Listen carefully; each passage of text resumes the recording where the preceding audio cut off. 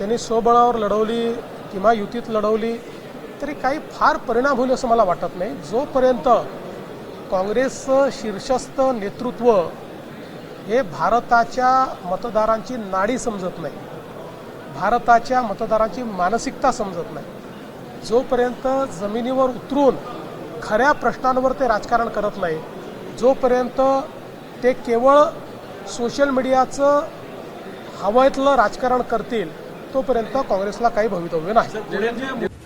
ठाकरे बंधूंकडून दिवंगत बाळासाहेब ठाकरेंना अभिवादन। राज आणि उद्धव ठाकरेंसह रश्मी ठाकरे आणि आदित्य ठाकरे उपस्थित। राज ठाकरेंकडून जुना फोटोही ट्विट। आजारी असलेल्या संजय राऊतांकडून बाळासाहेबांच्या स्मृतीस्थळी अभिवादन। आजारी असतानाही पहिल्यांदा सार्वजनिक स्थळी दाखल। भाऊ सुनील राऊतही उपस्थित।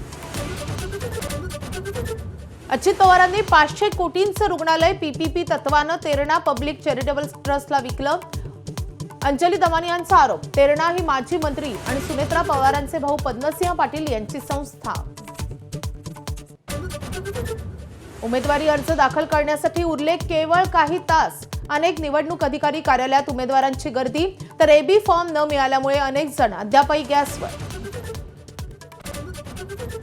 बारामतीत पुन्हा एकदा पवार विरुद्ध पवार। शरद पवारांच्या राष्ट्रवादीला वंचित आघाडीची साथ। अजित पवारांविरोधात सर्व पक्षांचं पॅनल उभं राहणार।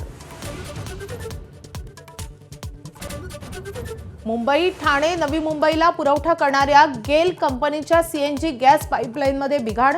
रिक्षा टॅक्सी बसवर परिणाम, घरगुती पुरवठा सुरळीत राहणार, गॅस कंपनीचं आश्वासन। अनुसूचित जातीमधील आरक्षणामध्ये क्रिमिलेअरला स्थान नको, आरक्षणाचा लाभ गरजवंतांना मिळावा। सरन्यायाधीश भूषण गवई यांचं मोठं वक्तव्य। नितीश कुमार पुन्हा एकदा बिहारचे मुख्यमंत्री होण्याची शक्यता।